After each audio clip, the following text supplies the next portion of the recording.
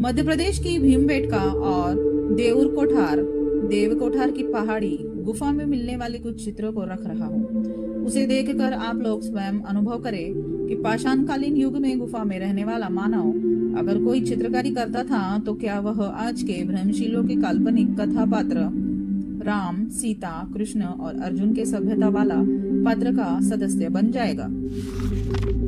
इस शैल चित्र पर भ्रमशीलों की मान्यता को एक कहानी के माध्यम से समझे। एक बहुत ही न्यायप्रिय प्रतापी राजा हुआ करते थे। उनके दरबार में जब किसी भी प्रकार का जटिल विवाद आता था तो उसे वे अपने अनुभव से चुटकी बजाकर सुलझा देते थे। एक समय की बात है कि राजा के दरबार में 4 व्यक्तियों ने एक गोलाकार पत्थर पर अपना अपना आधिपत्य जताते हुए राज दरबार में प्रवेश किया और दरबार में राजा से आग्रह किया कि महाराज हमारे विवाद को सुलझाए। आखिर इस पत्थर पर किसका अधिकार होना चाहिए? राजा ने पहले उस पत्थर को बहुत ही गौर से देखा, लेकिन उस पर कहीं भी किसी लिपि में कुछ लिखा हुआ नहीं मिल रहा था और न ही उस पत्थर का कोई खास स्वरूप ही बना था जिससे फैसला करने में कोई सहारा मिलता। राजा थोड़ा चिंतित हुआ, फिर भी समस्या को सुलझाने में तल्लीन था, क्योंकि राजा अपने न्यायप्रिय होने वाली उपाधि को खोना नहीं चाहता था। तभी राजा के दिमाग में एक बात कौंधी कि क्यों नहीं इन सबों के अंदर व्याप्त वैचारिक ज्ञान के लगाव क्षेत्र की जानकारी ली जाए।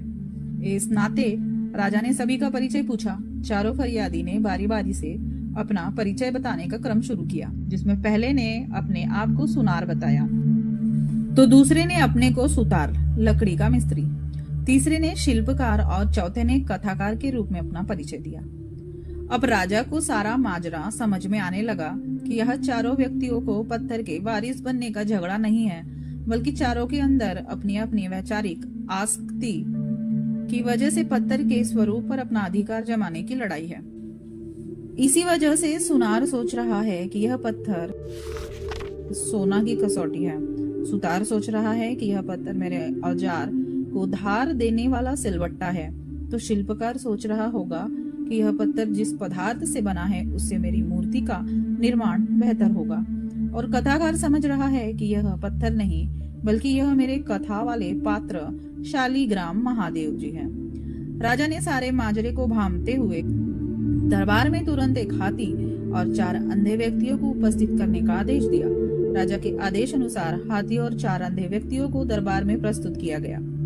अब राजा ने दरबार में पूर्व वाले पत्थर के विवाद को सुलझाने हेतु हाथी को दरबार में बीचों बीच बंधवा दिया।